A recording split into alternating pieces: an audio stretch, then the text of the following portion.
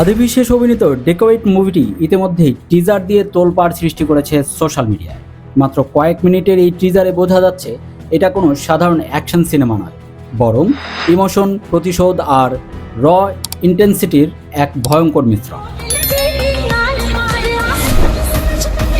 টিজারের শুরুতেই আমরা দেখি অন্ধকারাচ্ছন্ন এক পরিবেশ, ব্যাকগ্রাউন্ডে ধীর কিন্তু ভীতিকর মিউজিক, ক্যামেরার ফ্রেমিং আর কালার গ্রেডিং এতটাই ডার্ক ও গ্রিটি যে প্রথম দৃশ্য থেকেই একটা সাসপেন্স তৈরি হয়ে যায়। আদিবিশেষের লুক এখানে একেবারে অন্যরকম, চোখে আগুন, মুখে রাগ আর ভেতরে যেন লুকিয়ে আছে গভীর ক্ষোভ।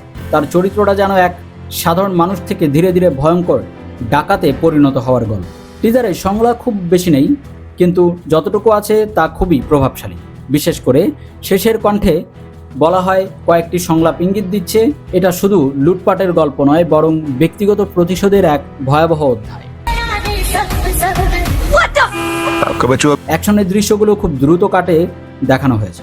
গান ফাইট, চেজ সিকোয়েন্স আর ক্লোজ কমব্যাট সব মিলিয়ে হলিউডের স্টাইলে টাচ পাওয়া যাচ্ছে।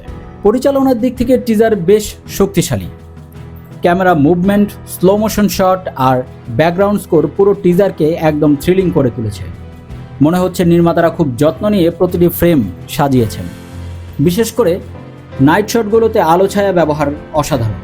সবচেয়ে বড় বিষয় হলো আদিবিশেষ সবসময় কন্টেন্ট ড্রিভেন সিনেমা বেছে নেন। মেজর, গোডাছাড়ি এর মতো ছবিতে তিনি প্রমাণ করেছেন যে তিনি শুধু স্টার নন, একজন সিরিয়াস অভিনেতা।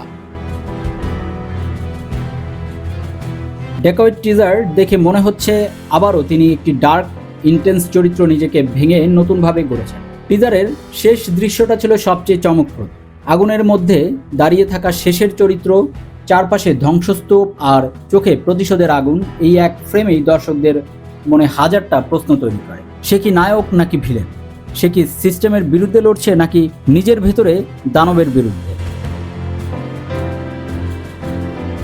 সব মিলিয়ে ডেকোয়েট টিজার বলছে এটা হবে এক্সপেরিমেন্টাল কিন্তু কমার্শিয়াল এলিমেন্টে ভরপুর একটি সিনেমা। অ্যাকশন প্রেমী দর্শক থেকে শুরু করে থ্রিলার ভক্ত সবার জন্যই কিছু না কিছু থাকছে এই ছবি। যারা এখনও চ্যানেলটি সাবস্ক্রাইব করেনি তারা অবশ্যই যোগবাণী এন্টারটেইনমেন্ট চ্যানেলটি সাবস্ক্রাইব করুন এবং নতুন নতুন মুভির আপডেট পেতে ভিডিওটি লাইক দিন, কমেন্টের মাধ্যমে আপনাদের মতামত জানান এবং ভিডিওটি শেয়ার করুন।